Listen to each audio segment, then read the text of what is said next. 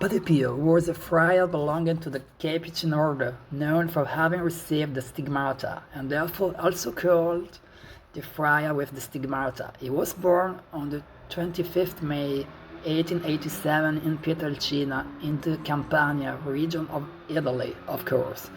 I am a mystery, even to myself, the friar often affirmed. Indeed, Padre Pio's life was always full of inexplicable events. He received and bore the stigmata for exactly 50 years. That is the wounds of Christ, the wounds that were inflicted on Jesus first at his Calvary and then on the cross.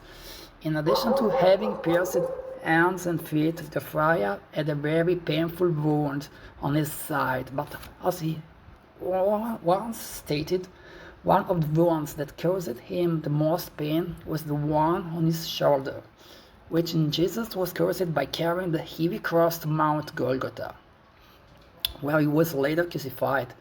The Father also possessed many other unusual characteristics.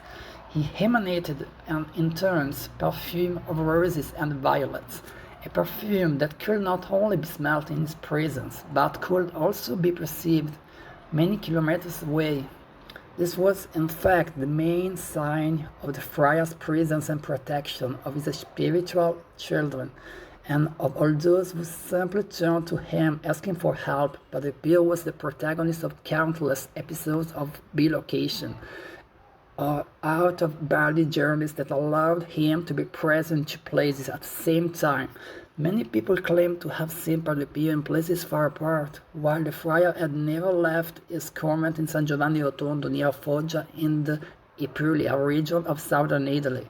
He was able to perform miracles, saving people who were already doomed and hopeless. According to science, he had the ability to see the future in God. He knew perfectly the lives of the pilgrims who came before him without ever even known them before. He could read hearts and thoughts. He regularly saw Jesus, Our Lady, the angels, and the saints, and communicated with them on a daily basis.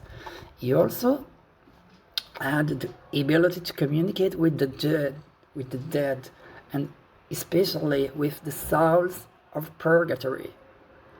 But with divine permission, we'll turn to the friar to ask for intercessory prayers so that they could reach heaven. Unfortunately, however, the Father did not only have celestial apparitions. Throughout his life, he was tormented by the devil and demons, who from the tender age of 4 never ceased to torture him, going so far as to beat him savagely, often at night in his convent cell.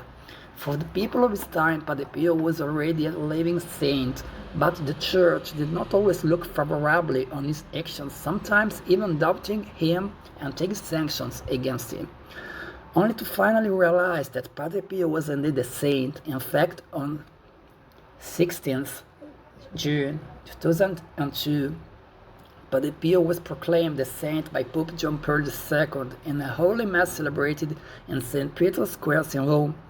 The square was packed with faithful from all over the world, a bit like it had always been the case in San Giovanni Rotondo, where the faithful from all over the world for years filled the friar's small convent. There are numerous testimonies of miracles and healings due to the friar with the stigmata, and in this YouTube channel we will be able to talk about many of these stories. Indeed, the aim of this channel is simply to be able to spread and share the deeds of Padre Pio, and through this the word of God, in the hope of bringing joy, consolation, and renewed hope to those who will listen to them. Thank you for viewing this video. Cordial greetings to you all, and see you next time.